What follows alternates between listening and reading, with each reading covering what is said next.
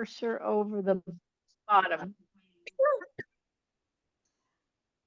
Okay. Mixed bag story swap.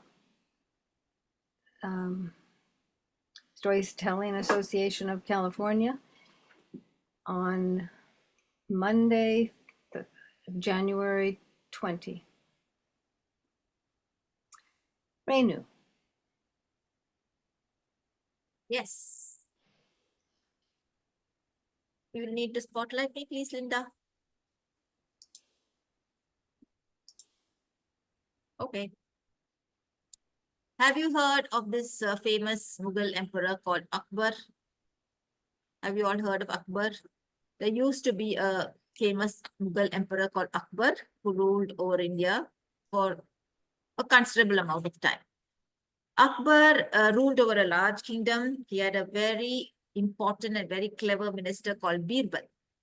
Birbal was his right-hand man. Now, Akbar was a very strange king. He had these strange notions in his head, and one day he would come out with different kinds of questions and totally keep his ministers pulling their hair out. And so one day he said, I want to find out how many crows I have in my kingdom. And all the ministers looked at each other. Was it really possible to count the crows and let the emperor know how many crows there were? And finally, everybody turned to look at Birbal.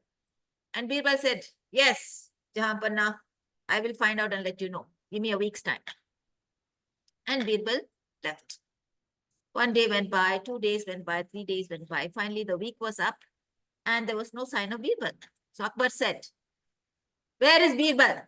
I want to know how many crows are being ruled by me in my kingdom. And just then Birbal entered the court and he said, yes, I know the answer to that one. And Akbar looked at him, all the ministers, really? Was it possible to count the crows? Birbal very confidently said, well, there are 1,35,455 crows in this kingdom. You can always count and find out for yourself.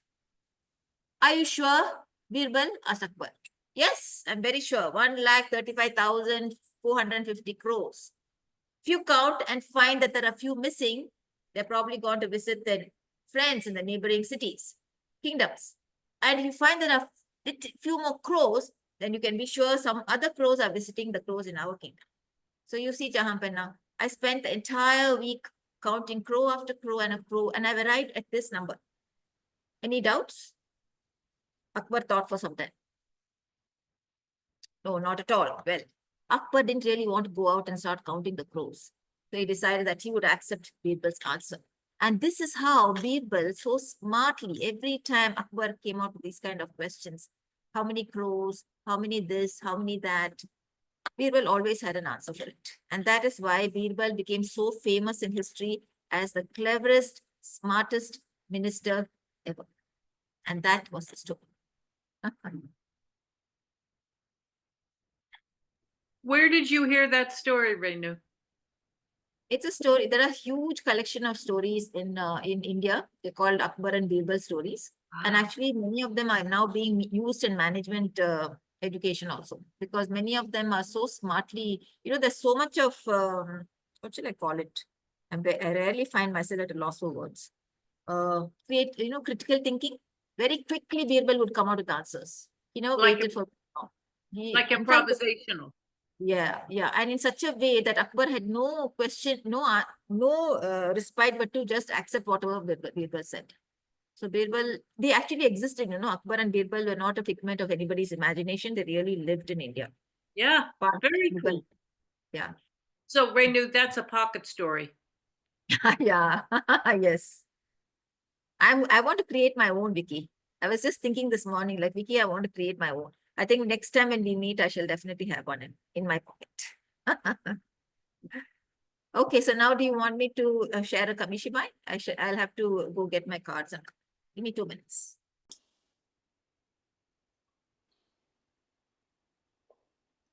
Let's start the story. Dun, dun, dun, dun, dun, dun, dun, dun. Now, this is a story which has been illustrated by Yumi Izuyama. It's called The Empty Pot. Once upon a time in China, the emperor was very unhappy. Why do you think he was unhappy? He was getting old and he had no heirs to the throne. He had no children of his own. And so he was wondering one day as he was walking up and down this huge garden, what do I do? I need an heir to this empire of mine, and I don't have a child. And so one day he decided that he would send out for all the children of the kingdom. So a message went out. Bam, bam, bam, bam. All the children of the kingdom are invited to come to the palace and meet the emperor. And so all the children came to the palace. Oh, I'm sorry. I should not have said. Sorry, let me start again. Sorry. Linda, can you please stop the recording and record again? Sorry. What's up?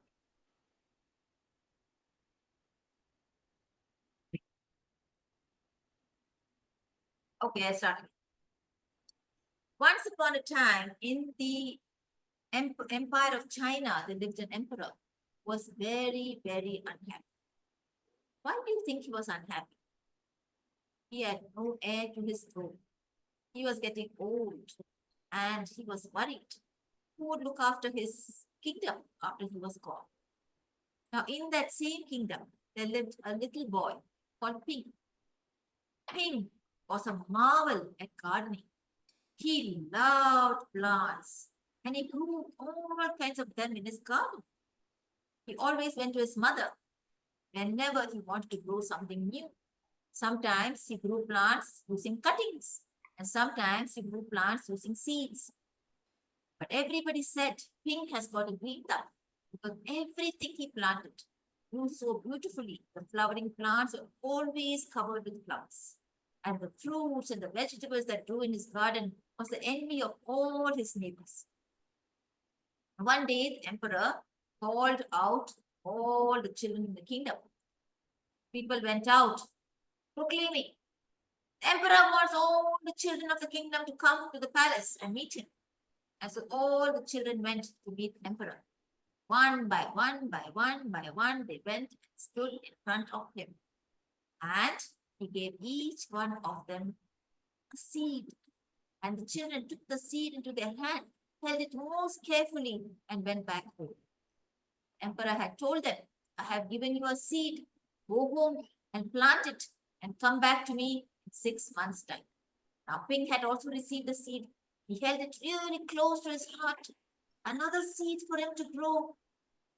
He would love to see that a little seed grow into a little seedling and then into a plant. And he wanted to see what would possibly come out of it. Would it be a flower? Would it be a fruit? He had no idea. He went home and sorry, I've not done this story in some time. He went home and very, very carefully, he put some soil in a pot, made a hole inside, planted the seed deep inside. He poured water and placed in a place where he could get enough sunlight. Every day, he watered the plant. He looked after it. He looked at it to see when the seed would start sprouting. But day after day went by. Nothing happened. And Ping was very disappointed. This was not the way it was meant to be. Every time he planted a seed, after a few days, something would come out. But this plot remained empty. What was happening? Is there something wrong that he had done? Did he not give the right amount of manure? Had he not watered it properly? Maybe it was not getting enough sunlight. And so Ping tried different things. He took out the seed and put it in another pot, added more manure, kept it in a better place where it could get more sunlight, gave it little water, gave it more water, but nothing happened. Finally, he went to his mother and said, Mama, what do I do? I have done everything possible. It's already 2 months and nothing has come out of my pot. Is there something I'm doing wrong? And his mother said, well, Ping, maybe the seed will take a little while longer. Why don't you keep trying? I'm sure something will come out. But try and try he did. He was not the one to give up, but nothing came. Finally, the 6 months were up and his mother said, isn't it time you went back to see the emperor? And Ping said, no, Mama, I'm not going back. There's nothing in my pot. Even then, my dear Ping, you should go back. Emperor did ask you to come back, didn't he? And so Ping decided to go. On the way, he saw every child had something in their pots. Only he had nothing. And in fact, the children laughed at him. They said, look at him. You see, they were little envious in their heart. Every time they had passed Ping's garden, they always said, look at that boy. So many flowers, so many fruits. But now his pot was empty. Look at that. They all laughed. But Ping was feeling sad, not because people were laughing at him, but because that seed had refused to grow. And so he walked and he walked and he reached the palace. And the emperor started to walk. Said, aha. Okay. And he went past every child. And finally, he came to Ping and he said,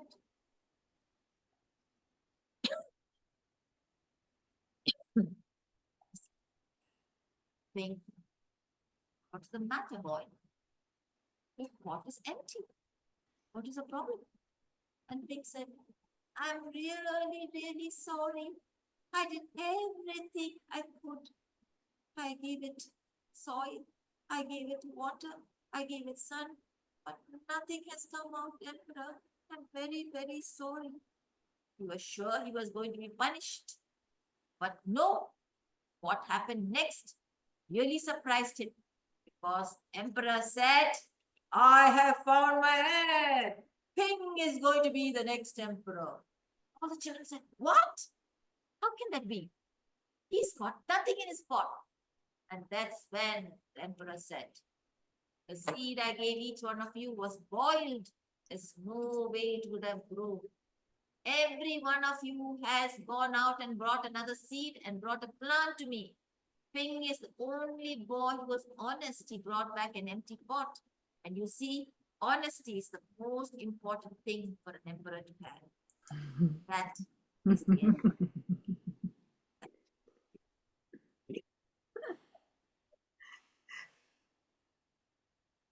Thank you, Renu. Nowadays, children are asking a lot of logical questions. How is this possible? How is this? I said, stories, anything is possible, right? So, long, long ago, when there were trees all around and when there were more forests than buildings and roads, in one green forest where all the leaves were very luscious and shining, and there were all kinds of creepers and beautiful flowers blooming on one big tree with a big canopy, there lived lots of birds. Among all those nests, there was one beautiful nest of Mr. and Mrs. Sparrow. And one fine day, Mrs. Sparrow laid nice round 4, 5 eggs. And very patiently, every day, she warmed those eggs, waiting for her children to come out.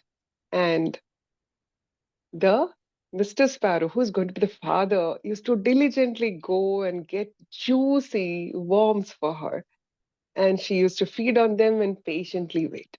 And finally, children, those eggs hatched and 5 nice fledglings came out. And with the tiny beaks, they're always asking for food.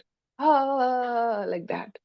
And the father sparrow was again getting food. But one day, the mother sparrow said, Father Sparrow, you stay. Now there is no need of, sitting on the eggs and warming them. They are out now. These children need father's love also. You stay on the nest and talk to your children. Let me go out. It's been so long. I'm so bored in the nest. I need to go out and get some food.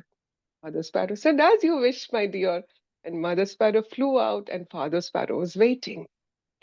And when he was waiting and waiting, finally, Mother Sparrow came back and she said, after a long time, I stretched my wings. I'm feeling so good and all that. And this continued for 3, 4 days. And then the Mother Sparrow said, today, I don't feel like going out. My wings are all aching now. You go out and now come. And the Father Sparrow diligently went again for the worm. And by the time he returned back, the nest had the fledglings, but Mother Sparrow was not there. He was surprised. What happened? Where did she go? He looked here, there, everywhere. Then on the next branch was the crow's nest. He asked the crow, "Did you see my wife?" And the crow said, "The king's men, they came and took your wife." And he was thinking, "Oh my God, why did they take her?" And he said, "No, I'm going to fight the king and get back my wife." He called his friends from below the tree. There were two toads.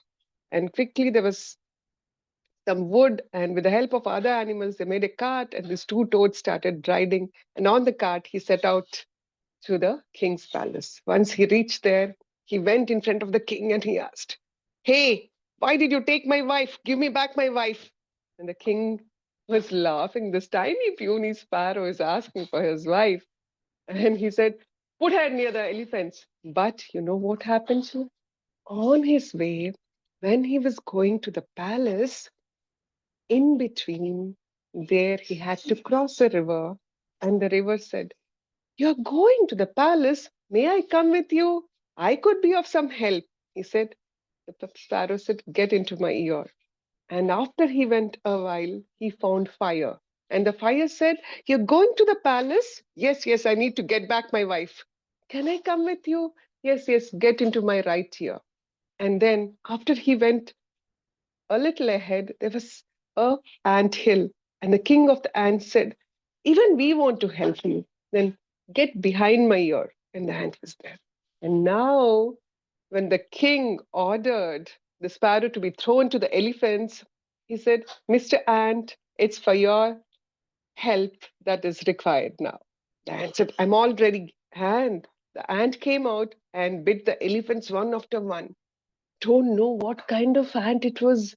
It had a slight, intoxicant in its sting, probably. One after the others, all the elephants fell unconscious. And all the soldiers went to the king running. "All our elephants are unconscious. The sparrow is so little, but no, how can that be?" The king thought. But he said, "Okay, tie it to the table inside my room." And the sparrow was nicely tied with a strong string to the table. And now the sparrow called the fire. "It's time for you." The fire came out and burned the string, and then the table leg, and the curtains next to the table, and the palace was almost ablaze. And then in that fire, the sparrow itself could get burned. And it said, "Now," and everybody started running towards that part of the palace. "Oh my God, it's on fire, it's on fire. What's happening? How did the birds start the fire?" and all that. And some of the soldiers also started putting out the fire. But then the sparrow said, "River, now it's your turn." And the river came and the whole palace was flooding. And the king, he didn't know swimming. And he started crying, "Help, help, don't do this. One moment you set my palace on fire, and another moment you're drowning me. I will release your wife. Please do something." Then the sparrow called the river back into its ear, and the fire from the other part also, both in the ears, and said, "Okay." And he took his wife on the toad cart. They came back to the forest, and all the animals applauded. "What a brave sparrow you are," you know. And everybody was happy. And Mrs. Sparrow was so proud of her daring husband. And, she hugged her fledglings with both her wings, and the fledglings were so happy to be back with their mother. That's the end of the story.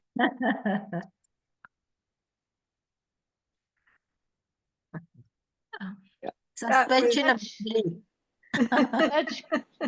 Such chaos was going on.